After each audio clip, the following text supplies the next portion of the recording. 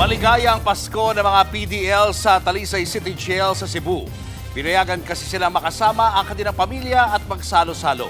Nasa frontlining balita si Jan Aroa ng News 5 Visayas. Bit-bit ang mga baong pagkain, matyagang naghintay ang mga pamilya sa labas ng Talisay City Jail para makapili ngayong Pasko ang mga mahal nila sa buhay na nakapiit sa loob.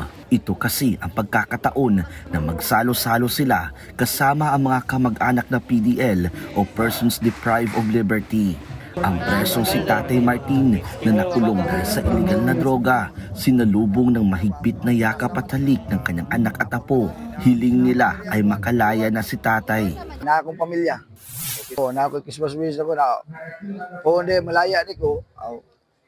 Magbago na dyan ko para ni sa pamilya na ko kay dedara na sa Ang daming magpaabot ni Papa para lang makumpleto mi ng pamilya. Ito nga makalaya na akong Papa. Kauban mi tanan. Malungkot naman ang Pasko ni Nanay Sara na higit isang taon nang nakakulong dahil din sa illegal na droga. Wala kasing dumalaw sa kanya. May sakit ang kanyang ina at kapatid at pumanaw na ang kanyang asawa at anak. Nawalan pa sila ng tahanan dahil sa Bagyong Tino. Gusto na kong magawas Nakasabot ra ko sa ilang sitwasyon na ilang mong kabalakang. Wala mo kaduaw na ko, nakasabot ra ko ninyo.